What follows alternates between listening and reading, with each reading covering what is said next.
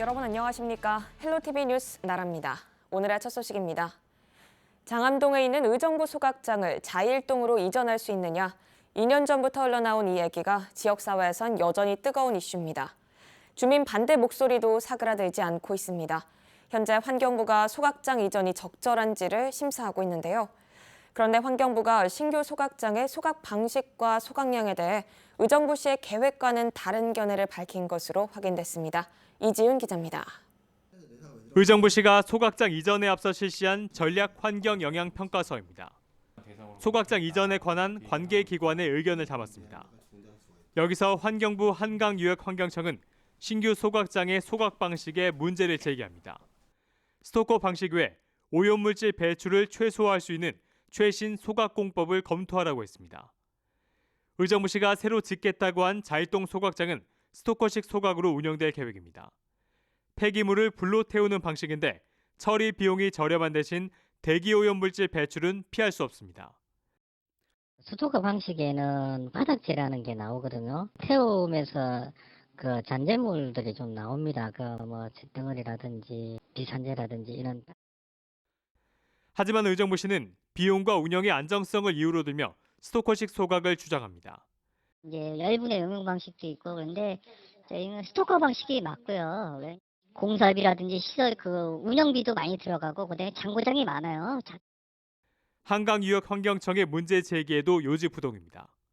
냄새가 안 나고 이런 것들도 많은데 지금 이미 짜놓고 이렇게 하다 보니까 새로운 기술들 적용하는 것도 아니고 좀 여러 가지로 석연찮은 부분들이 많이 있는 것 같아요. 환경부는 소각량에 대해서도 의정부시와 다른 견해를 밝힙니다. 환경부 내부 문서, 소각장 예산 지원 사전 검토서입니다. 소각장 건립에 총 189억여 원의 국비 지원이 가능하다고 했습니다. 환경부는 그러면서 소각량은 하루 200톤이 적정하다고 판단했습니다. 앞으로 폐기물 반입량과 인구 증가를 고려했다는 것인데 의정부시가 주장하는 하루 220톤 소각은 적절치 않다고 본 겁니다. 그러니까 이제 잘못 판단하시지 않았을까 환경부에서. 왜냐면 이제 예측 인구가 거기는 이제 인구가 45만으로 보신 거죠 환경부에서는. 근데 지금도 저희가 45만 2천이지 않습니까 인구가. 미래를 대비해야지. 환경부 환경분쟁조정심의위원회는 현재 의정부 소각장 이전 가능 여부를 심사하고 있습니다. 이르면 내년 상반기 중 결론이 나올 것으로 보입니다. 헬로티비 뉴스 이지훈입니다. 철원 민통선안 야생 멧돼지 폐사체에서 아프리카 돼지열병 바이러스가 잇따라 검출되면서 또 방역 당국도 초비상에 걸렸습니다. 일각에서는 골든타임을 놓쳐 이미 민통선 일원으로 확산됐을 거란 우려도 높아지고 있습니다. 장진철 기자가 취재했습니다. 아프리카 돼지열병 바이러스 전파 매개체가 야생 멧돼지일 것이라는 추측에 무게가 실리고 있습니다. 야생 멧돼지 폐사체에서 돼지열병 바이러스인 ASF 바이러스가 잇따라 발견됐기 때문입니다. 지난 11일과 12일 철원 지역 민간인 통제구역에서 죽은 야생 멧돼지가 잇따라 발견됐는데 폐사체 3개에서 ASF 바이러스가 확인됐습니다. 상황 1호차 강원도는 아프리카 돼지열병 발병 초기에 제시했다 환경부의 제지로 무산됐던 야생 멧돼지 사살 카드를 꺼내들었습니다. 철원을 제외한 화천과 양구, 인제와 고성 지역 DMZ를 맡고 있는 군부대에 멧돼지 발견 즉시 사살해 줄 것을 요청했습니다. 강원도 민통선 안에서 퍼지게 되고 산맥을 따라서 남하하게 되면 다만 전체의 바이러스가 퍼질 위험이 높다고 봐서 DMZ 부분에서 멧돼지들 전부 포획 사살한 것으로. 또 접경 지역 지자체에도 유해조수 포획단과 엽사를 추가로 투입하고 관계부서에는 무료 수렵장 운영을 추진해 줄 것을 지시했습니다. 하지만 바이러스 확산 방지를 위한 골든타임을 놓쳤다는 우려의 목소리도 나오고 있는 상황. 연천에 이어 철원에서 발견된 멧돼지 폐사체까지 바이러스가 잇따라 발견된 만큼 이미 민통선 일원으로 확산됐을 가능성도 적지 않습니다. 더 큰 문제는 감염된 멧돼지를 먹거나 접촉한 새를 비롯한 짐승들에 의해 확산될 가능성도 적지 않다는 겁니다. 농가 사이에 만약에 뭐 개가 왔다 갔다 했다. 그럼 뭐 그 개일 수도 있고 쥐가 왔다 갔다 했다 그러면 뭐 쥐일 수도 있고 그런 거죠. 근데 이 농장에서 발생하고 다음 날 발생했다고 해서 얘한테 옮겨간 거는 아니라고 봐요. 발생 농장만 14개, 피해는 눈덩이처럼 불어나고 있지만 명확한 유입 경로와 확산 매개체가 밝혀지지 않으면서 도내 접경 지역의 불안감은 최고조에 달하고 있습니다. 헬로티비 뉴스 장진철입니다. 상황이 이렇자 정부의 돼지 일괄 살처분 발표에 대한 연천 농가들의 반발이 더 거세지고 있습니다. 김초롱 기자입니다. 지난 11일과 12일 이틀간 철원과 연천 지역에서 아프리카 돼지열병에 감염된 야생 멧돼지 4마리가 발견됐습니다. 지난 2일에 발견된 멧돼지를 포함해 총 5마리입니다. 야생 멧돼지에 의한 돼지열병 전파 가능성이 높아지자 정부는 지난 13일 긴급 대책을 발표했습니다. 정부는 멧돼지 관리 지역을 감염 위험 지역과 발생 완충 지역, 경계 지역, 차단 지역 등 4곳으로 구분했습니다. 야생 멧돼지 폐사체가 발견된 곳 5제곱킬로미터, 30제곱킬로미터 내에는 각각 감염 위험 지역으로 지정해 멧돼지 차단 철책과 포획 도구를 설치합니다. 돼지열병 발생지와 인접 지역은 발생 지역, 완충 지역으로 설정하고 포획 틀 등을 추가로 설치합니다. 경계 지역과 차단 지역의 경우 멧돼지 전면 제거를 목표로 야생 멧돼지를 집중 포획합니다. 하지만 이러한 정부의 대응이 너무 늦은 것 아니냐는 지적이 잇따릅니다. 차일피를 하다 보니까 아프리카 열병 매개체인 멧돼지 관리가 제대로 정상적으로 되지 못했다는 부분이 그로 인한 실패가 아닌가라는 생각도 들어요, 지금은. 그럼 지금까지 무조건 방역대 설치해서 무조건 살처분하는 게 능사냐? 대한한돈협회는 지난 12일 정부의 연천돼지 일괄 수매 및 살처분 계획에 반대하는 성명서를 발표했습니다. 발병 농가 두 곳이 26km 떨어져 있어 역학적 관계가 성립하기 어렵고 오히려 멧돼지로 인한 감염이 의심된다는 겁니다. 한돈협회는 14일부터 청와대와 농식품부, 환경부 앞에서 연천돼지 일괄 처분에 반대하는 1인 시위를 진행했습니다. 헬로티비 뉴스 김초롱입니다. 경기도가 아프리카 돼지열병 확산을 막기 위해 총기를 사용한 야생 멧돼지 포획을 허용함에 따라 등산객들의 안전사고를 당부했습니다. 총기 사용이 가능한 시군은 부천과 의정부, 남양주와 가평 등 24곳이며 경기도는 해당 지역 산행을 자제하거나 등산로를 벗어나지 말 것을 당부했습니다. 특히 최근 도토리나 버섯 등 임산물을 불법 채취할 경우 먹이가 부족한 멧돼지가 민가로 내려와 집 돼지를 감염시킬 수 있다며 협조를 요청했습니다. 경기도가 아프리카 돼지열병 확산을 막기 위해 300마리 미만 소규모 양돈 농가 돼지를 모두 수매에 도축하기로 했습니다. 경기도는 23개 시군 300만 마리 미만 사육 농가 돼지 10,000여 마리를 부천과 포천 등 4곳의 도축장에서 도축해 출하나 폐기하라고 했습니다. 이에 따른 소요 예산은 56억 9천여만 원으로 추산되며 수매는 15일부터 시작합니다. 경기도는 하루 처리 물량이 5천 마리인 점을 감안하면 일주일 이내에는 처리가 완료될 전망이라고 밝혔습니다. 아프리카 돼지열병 차단 방역을 위해 경기도가 거점 소독시설을 19개 시군 39개소로 확대 운영합니다. 이번 확대 운영 조치는 아프리카 돼지열병 전파 위험도가 높은 축산 관계 차량에 대한 방역 수준을 강화하기 위한 겁니다. 또 관계자는 돼지 관련 축산 차량은 반드시 인근의 거점 소독시설을 경유해 소독 조치를 취해야 한다며 축산 농가 자체에서도 주변 소독, 외부인 출입 통제 등 적극적인 차단 방역 조치에 동참해 주시기를 요청한다고 말했습니다. 2년 전 있었던 의정부 경전철 운영사의 파산 후폭풍이 의정부시의 재정을 흔들고 있습니다. 운영사는 파산 이후 의정부시에 투자금 2천억 원가량을 돌려달라고 요구했는데요. 의정부시와의 긴 법정 공방 끝에 법원이 사업자의 주장을 받아들였습니다. 이지훈 기자입니다. 주식회사 의정부 경전철은 지난 2017년 3,600억 원대 누적 적자를 감당하지 못하고 파산했습니다. 이에 따라 의정부시와 맺었던 경전철 실시 협약이 해지됐습니다. 지난 2006년 작성된 실시 협약서입니다. 협약이 중도 해지되면 주무관청인 의정부시가 사업자에게 해지 시 지급금을 지급하라고 명시됐습니다. 주식회사 의정부 경전철은 이를 근거로 투자금 중 일부인 2,148억 원을 돌려달라고 의정부 시에 요구했습니다. 하지만 의정부 시는 협약 해지의 책임이 사업자에게 있다며 투자금 지급을 거부했습니다. 우리 시는 정상적인 협약상의 해지가 아닌 파산법에 의한 해지에 대해서는 해지 시 지급금이 성립할 수 없다는 원칙하에 결국 사업자는 법원에 투자금을 반환하라는 해지 시 지급금 청구 소송을 제기했습니다. 사업자는 일단 1,153억 원을 청구했습니다. 1년여의 치열한 법정 다툼 이후 나온 첫 번째 판결. 1심 법원은 사업자의 손을 들어줬습니다. 의정부 지방법원 민사합의시 미부는 주식회사 의정부 경전철이 의정부시를 상대로 낸 약정금 청구 소송에서 원고 승소 판결했습니다. 재판부는 의정부시가 주식회사 의정부 경전철 측에 청구액 모두인 1,153억 원과 연 12에서 15% 이자를 지급하라고 선고했습니다. 판결 직후 안병용 의정부시장은 굳은 표정으로 법정을 나섰습니다. 즉각 항소하겠다고 밝혔습니다. 굉장히 나쁜 선례고 앞으로도 우리가 이제 고등법원에서 이 부분에 대해서 우리 의정부 모델뿐만 아니라 대한민국의 민투의 나쁜 선례를 난 거라고 이렇게 생각을 해서 계속 다투어 보겠습니다.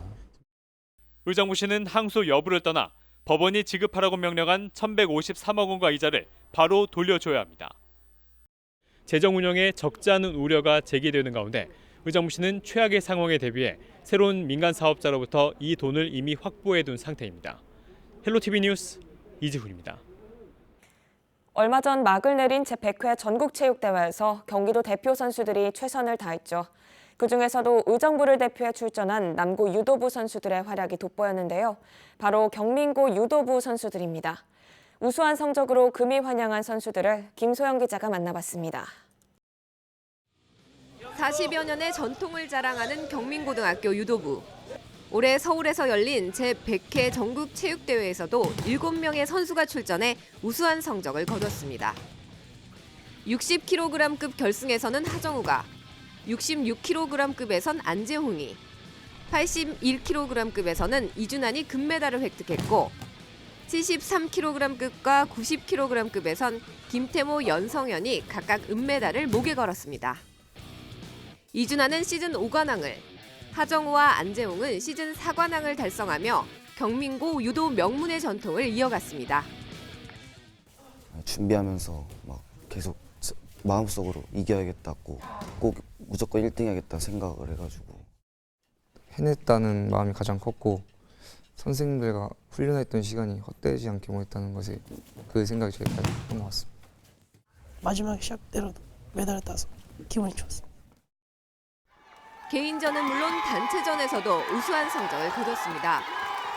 유도 종목 사상 처음 열린 단체전에는 경기도 대표로 출전해 첫 금메달을 수확하는 쾌거를 이뤘습니다. 그 부담감이 있었지만 제가 지면은 우리 팀이 질 거라는 생각을 갖고 임했는데 저희 편 애들도 가장 잘해줘가지고 우승할 수 있었던 것 같습니다. 기분이 좋았어요. 경민고 유도부가 좋은 성적을 거둘 수 있었던 것은 경민고만의 특별한 훈련이 있었기 때문. 코치진은 자율성을 강조해 스스로 단점과 한계를 극복할 수 있도록 만들어준 환경이 좋은 성적을 거둘 수 있는 계기가 됐다고 말합니다. 선수들을 이렇게 강압적으로 이렇게 훈련을 해서 데리고 가지 않고 선수들 개개인이 이런 스타일에 맞게끔 좀 자율적으로 스스로 선수들 스스로 이렇게 훈련할 수 있게끔. 강압 대신 자유를 선택한 경민고 유도부. 전국체전은 이제 끝이 났지만 오는 11월에 열리는 2020 국가대표 선발전을 다음 목표로 정하고 오늘도 훈련에 최선을 다하고 있습니다. 헬로티비 뉴스 김소영입니다. 경제성 부족으로 답보 상태에 놓였던 포천 고모리의 디자인 클러스터 조성 사업이 민간 합동 개발 방식으로 다시 추진됩니다. 민간 기업인 한생과 경기도, 포천시가 힘을 합쳐 새로운 기회를 맞았습니다. 한선지 기자가 취재했습니다. 포천시 소우르 고모리 일대의 섬유가구 특화 산업단지를 조성하는 내용의 고모리의 디자인 클러스터. 지난 2014년 조성 계획이 발표됐지만 작년 4월 저조한 경제성 분석 결과를 받아 답보 상태에 놓였습니다. 문제를 해결하기 위해 경기도와 포천시는 사업성 확보에 초점을 두고 개발 방식을 공영 개발에서 민관 합동 개발로 노선을 바꿨습니다. 민간은 국내 가구업계 1위 기업인 한샘이 참여합니다. 14일 오늘 관계기관은 조성 협약을 맺었습니다. 필요한 절차들은 선후 관계로 이렇게 순서대로 진행할 게 아니라 필요하면 그냥 동시에 병행 진행해서 시간을 최대한 좀 당겨주시기 바랍니다. 시간을 앞당겨서 실제로 공장이 가동될 수 있도록 하겠습니다. 가구뿐만 아니라 이런 섬유산업이나 디자인이 이렇게 결합된 복합단지로서 새로운 형태의 신개념 산업단지가 조성될 것이라고 저는 믿어 의심치 않습니다. 포천과 한샘개발사가 힘을 합쳐 특수 목적 법인을 구성하고 사업비는 한샘개발이 전액 투자합니다. 단순한 산업단지를 넘어서 지역사회에서 소비자와 생산자가 같이 만나서 그 가치를 만들어갈 수 있는, 그래서 소비와 생산의 소통의 장이 될 수 있는 가구 산업의 디자인 쇼룸의 메카가 될 수 있는. 물류 생산 공장뿐 아니라 가구 쇼룸 등 찾아오는 시민 등이 직접 창작하고 체험할 수 있는 공간도 함께 만들겠다는 구상입니다. 이번 사업으로 2,600여 명의 고용 창출과 1,900억 원의 생산 유발 효과가 있을 것으로 한샘 측은 내다봤습니다. 경기 북부 중소가구업체와 상생 협력하고 지역 주민을 우선 채용하는 등 지역 활성화에도 도움될 전망. 고모리의 디자인 클러스터는 승인 등의 절차를 거쳐 이르면 오는 2021년 10월 착공에 들어갑니다. 경기주TV 한선지입니다. 물건을 사지 않고 서로 빌려 쓰는 개념의 공유 경제를 주제로 한 국제 포럼이 열렸습니다. 자동차나 자전거 같은 이동수단에 대한 사례를 짚어보고 지역과의 상생 방안 등이 논의됐습니다. 이어서 한선지 기자입니다. 공유경제의 현재와 미래를 짚어보는 2019 공유경제 국제포럼이 열렸습니다. 경기도와 서울신문이 공동 주최한 이번 행사는 다양한 공유경제 사례를 들어보고 기존 시장과의 마찰 등 관련된 문제의 해결책을 고민하고자 마련됐습니다. 발전적인 논의를 통해 공유경제가 도민들이 체감할 수 있는 사회적 가치를 확산하는 새로운 지평이 되기를 기대합니다. 정보통신 기술이 발달하면서 새로운 경제 모델로 등장한 공유경제. 국내외 전문가와 시민 등 500여 명이 자리한 가운데 공유경제 분야 중에서도 자동차와 자전거 같은 이동수단에 대한 논의가 중점이 됐습니다. 세계적인 기업의 동향이나 수익 구조 등에 대한 얘기와 더불어 국내 스타트업의 사례 발표도 있었습니다. To reduce this friction caused by inconvenience of exchanges between many small suppliers and many individual buyers, there's a business opportunity for a platform. 출퇴근에 관련이 없는 사람이 카풀을 이용하게 될 때는 불법이거든요. 저희들은 신원 보장을 위해서 그래서 재직 증명서를 제출하도록 되어 있고. 뒤이어 이한주 경기연구원장을 저장으로 공유경제 기술을 국내 적용하기 위해 필요한 정책 등을 주제로 열띤 토론이 진행됐습니다. 포럼은 공유경제를 기반으로 하는 사회적 경제 기업 등이 함께 자리해 쉽게 관련 서비스를 체험할 수 있는 시간이 됐습니다. 경기주TV 한선지입니다. 양주시의회가 하반기 예정된 국외 연수 일정을 취소하고 아프리카 돼지열병 차단 방역에 힘을 보태기로 했습니다. 양주시의회는 다음 달 7박 9일 동안 예산 6,700만 원을 들여 호주 뉴사우스웨일스주 일대와 뉴질랜드 북섬으로 도시재생 사업 관련 국외 연수를 다녀올 예정이었습니다.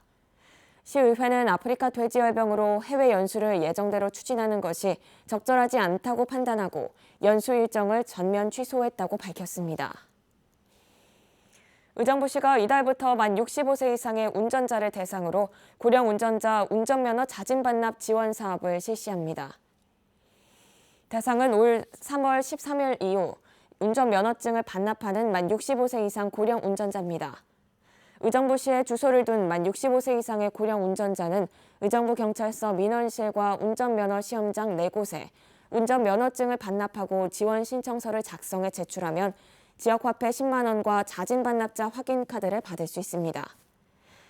시는 올해 만 65세 이상 운전면허 소지자 780명을 대상으로 운전면허 자진 반납 지원 사업을 운영하고 내년에는 사업을 확대할 예정입니다. 이상으로 뉴스를 마칩니다. 저희는 언제나 지역 주민 여러분 곁에 있겠습니다. 함께해 주신 여러분 고맙습니다.